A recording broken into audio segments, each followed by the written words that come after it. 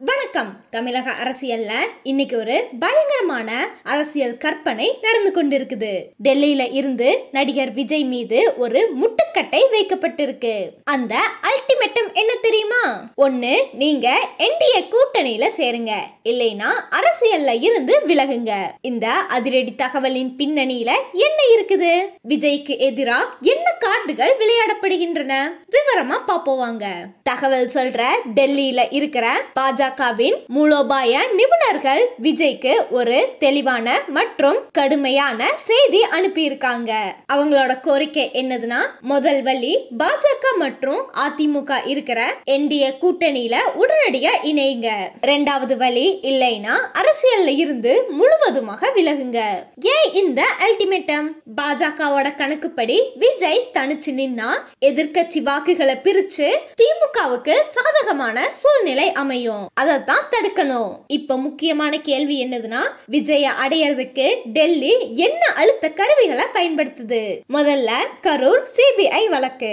கரூர் வழக்க உள்ளூர் போலீசாரிடம் இருந்து பிரிச்சு சிபிஐக்கு மாற்றியது ஒரு மிரட்டல் ஆயுதமா பயன்படுத்தப்படுது.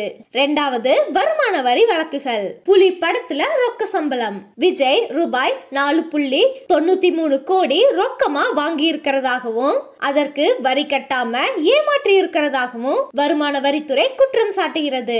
ரூபாய் 1.5 கோடி அபராதம். 2015-16 ரூபாய் 15 கோடி கூடுதல் வருமானத்தை தெரிவிக்காததற்காக விதிக்கப்பட்ட அபராதத்தை விஜய் சவாலுக்கு இழுத்ததை வரித்துறை கடுமையாக எதிர்த்துள்ளது.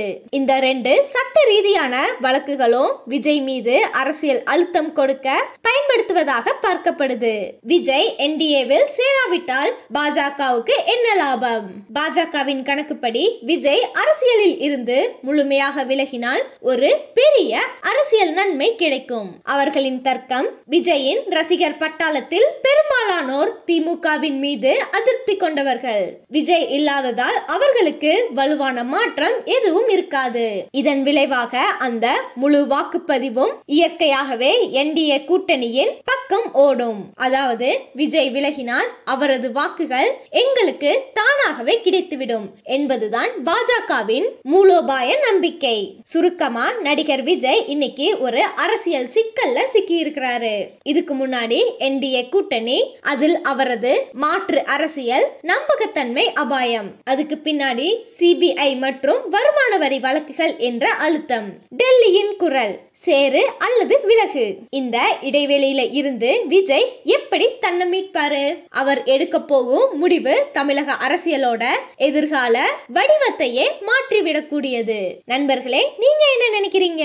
விஜய் என்ன முடிவு எடுக்கணும்? என்டிஏவில் சேர முடியுமா, இல்ல இந்த அழுத்தத்திற்கு முன்னாடி வணங்காமல் போராட வேண்டுமா? உங்களோட முக்கியமான கருத்தை கமெண்ட்ல சொல்லுங்க.